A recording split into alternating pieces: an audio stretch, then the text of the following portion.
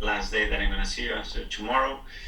And then we'll go on holidays. Just a quick reflection. I think it's been a long journey again, and a very challenging one this season, but I think that we have come a long way as a club. And as a team, I think we have transformed the energy, the vibe, and the expectation of this football club again. And we've done together, showing incredible unity between the staff, the players, everybody involved at the club, and especially with our people, which has been incredibly supported throughout the season, especially in difficult moments. And now I can sense that they have the hope and the expectations to move this club to the place that it deserves. We've done it the way we predicted, with the project that we set a year ago, with a lot of young players, with the senior players helping, and with our crowd again in our stadium, and with a real sense of connections around the place. So we are back in Europe. We don't know where.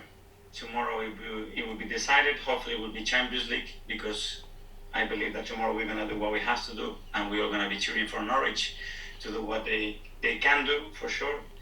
And after that, we're going to take the club to the next level, and that's the ambition. In order to do that, we have a very clear plan again, how we want to do it and execute it.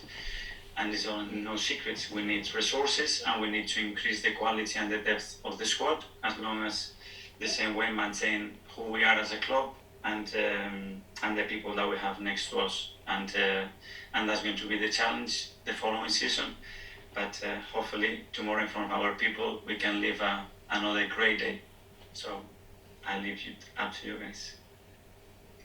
Paul, Mikel, how do you rate the chances of Arsenal and Norwich victories this weekend? Very possible. And looking back, I've been back a few years and see a few examples of teams that they played in the last season and things that happened. And the closer the game is, I am more hopeful. Listening to you speak there, obviously Arsenal have finished 8th in the last 2 seasons, so 5th place, if it does come to that, would be obvious progress. Is that the way you're seeing it?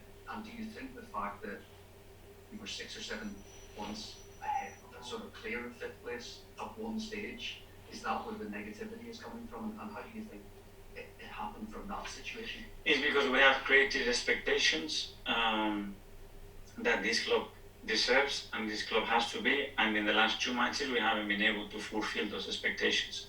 But overall, looking back where we were, you have to be clear as well with what we have to do, but very clear that this is not where we want to be, that we want to be in a completely different position, challenging really for the top teams, and that's the aim, and that this is not going to stop here, that is another step, that it was very necessary, because it wasn't only about where we are in the league table. We have much deeper issues at the club than the league table, in my opinion, that now they have been resolved, that now they look very, very strong, and that we have the real strong foundations now to build what we want to do. What kind of a response was there from you and the players to the comments from Granit Xhaka after the Newcastle game, his honest comments after that match? What we do in the dressing room, we don't comment it, but the moment you allow a person to be in front of a microphone is to express what their feelings are. And Granit is someone that's in front of the microphone, in front of your eyes, and in your face, so it's nothing different. You mentioned resources there at the start.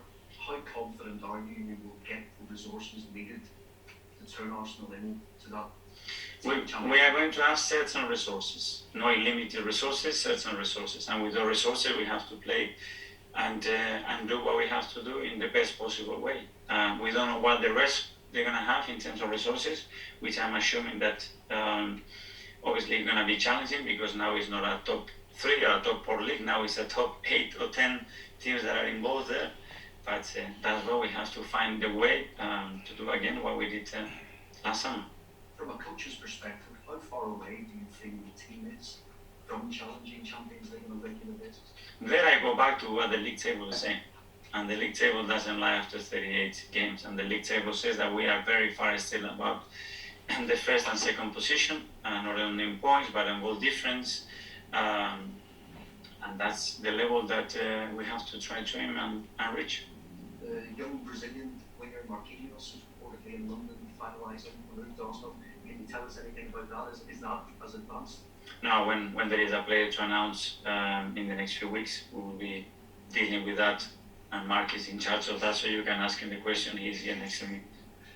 And just a final one, away from this game, Patrick Vieira was obviously in the headlines last night, and another pitch invasion incident, the same at Port Vale, the same with Phil Sharp, the Sheffield United player. Have you got a view on what it's going to take to stop that, and how worried do you think managers and players are about that? We have to stop it, and we have to minimize the risk and exposure of players and staff in this situation, because you cannot control it, and when you cannot control a situation and there is so many people involved in any event, then becomes dangerous, and we have to do something about it. Hi Mikel, if it is to be 5th place, can you take some satisfaction from the improvement in the league position, even though they'll be disappointed if it's not 4th? Well, probably tomorrow I can answer the question better, because today I'm focusing on winning the match and hoping that we can still achieve the Champions League. If it was to be 5th, do you think fans maybe need a bit of perspective, though? Disappointment that you're not in the Champions League, but there has been improvement? We tried to explain things, and we did try to explain things last year and what we were going to expect. And I think it's very clear and obvious. We are not where we should be as a club, because this club's history tells us to be the best in this country, and we are not there. But we have to get there somehow, and that needs a journey, and that needs certain amount of time and windows. If you are not able to do in one window what you want to do in 4, and that takes time. And one of the things you've spoken about being happy with is the development of the club, especially the young players that come through.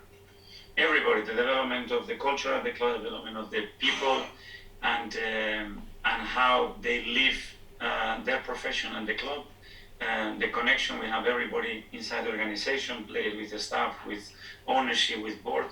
And obviously, what is unquestionable is what you see and the atmosphere that we play at home and away with our fans, which the people has been here for 10 years, that they haven't lived that connection in that period. So I think that's something to be extremely proud as well, and that's credit to everybody involved at the club. Looking at Everton, what did you make of their turnaround against Palace last night? I was watching it yesterday, and that gives me more encouraging about what can happen in the last day at Norwich, because this happens only in this league, and this is what it makes this league such an incredible league, because in many other countries, when there is nothing to play for, you don't see that type of performances. So we are hoping that something special can happen. The pressure will be off Everton now. Is that a good thing or a bad thing for you going into Sunday, do you think? Well, playing the last game against a team that can be relegated, obviously mentally is very tough, because you know the consequences. You are a professional, but they are your colleagues, and nobody wants to be in that position. So yeah, you get a little bit of relief in that sense. And just finally from me, what did you learn from the defeat at Everton earlier on this season, when they came from behind in that one, obviously? Well, what different things that you learn in every football match that you learn. It was obviously a match that we had in some control in some phases, that we lost control. Obviously, we know where we did it, we analyzed it, and tomorrow hopefully is different. Thanks, Mikel. Thank you. James? Mikel, Granit suggested in that interview, I'm sorry for the language, but he said that some of his teammates didn't have the ball just to play grass. Is that accurate? Well, you have to ask the question to him exactly what he meant or who was pointing at. The comments are clear, and then it's down to, okay, who is directed to, if it's somebody, or if himself. Did he overstep the mark on that?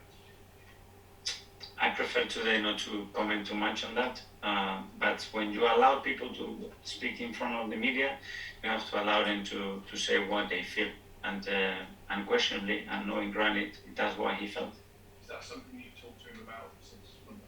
We always talk. And just finally, just looking ahead to the summer in general, City or Haaland, United are going to have a new manager, Chelsea are probably going to have a new owner, Conte apparently wants 6 players as well as. How competitive is this transfer market going to be? I think the league has never been that competitive. So the numbers that you could produce 6 years ago in this league, today you are out of Europe. It's as simple as that. So we know that, and the plan that we have is in order to be able to compete with these teams. But we don't know which resources other teams they have to be.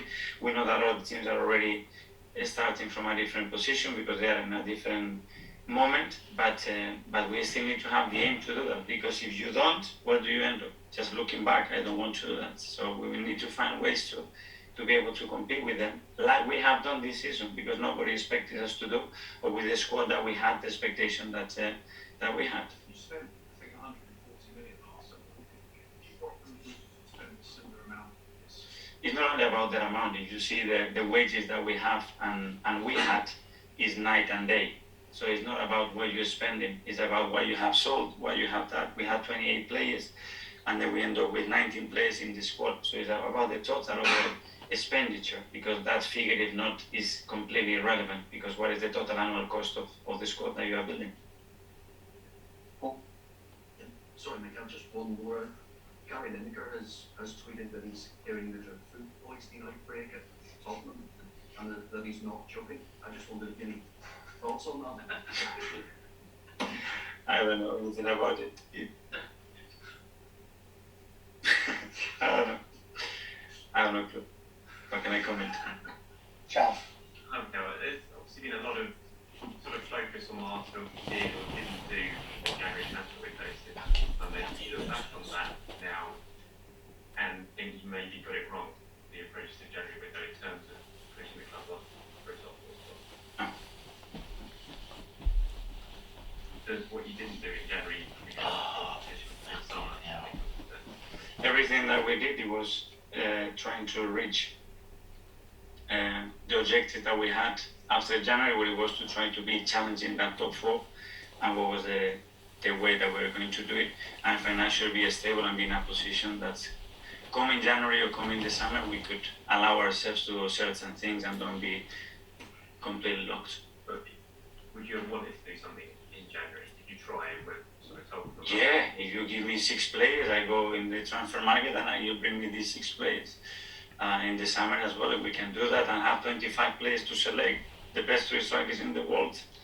Bring them here. I will coach them. I will be so happy to coach them. One last one.